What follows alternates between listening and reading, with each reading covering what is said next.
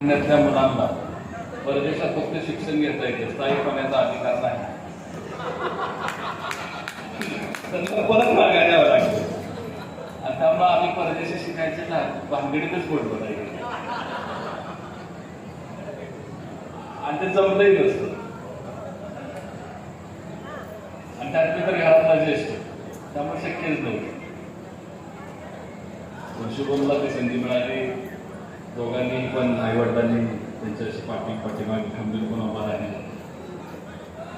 आणि आता परदेशात शिक्षणाला जाणं म्हणजे 50च्या दशकातला जो काळ होता, देश स्वतंत्र झाल्यानंतरचा जो काळ होता, म्हणजे 10वी जरी राहिली, गावातला एक जरी व्यक्ती 10वी पास झाला तर त्याला फार महत्व होतं किंवा एक नाविन्य होतं की आपल्या गावातला एक मुलगा 10वी उत्तीर्ण झाला.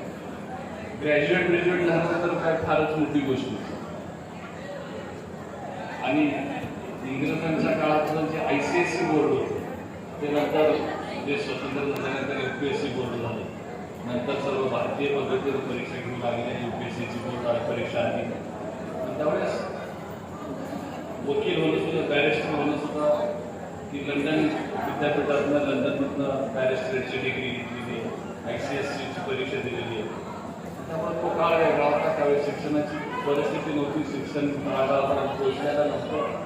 त्यात कधीतरी परदेशात शिक्षण घ्यायला जाणं किंवा 10वी होतं जसं मी म्हटलं, ही सुद्धा फार मोठी गोष्ट आहे. आपल्याला आपल्या प्रत्येकाच्या कुटुंबात सरकारी नर्सिंगचं शिक्षण होऊ शकलं नाही किंवा त्या पिढीतल्या अनेकांचं शिक्षण होऊ शकलं नाही. व्यवस्था म्हणा, काम म्हणा, पाठीमागचं घर, कुटुंबाची व्यवस्था म्हणा, अशा अनेक कारणांनी त्यांची शिक्षण घेऊ शकले नाही.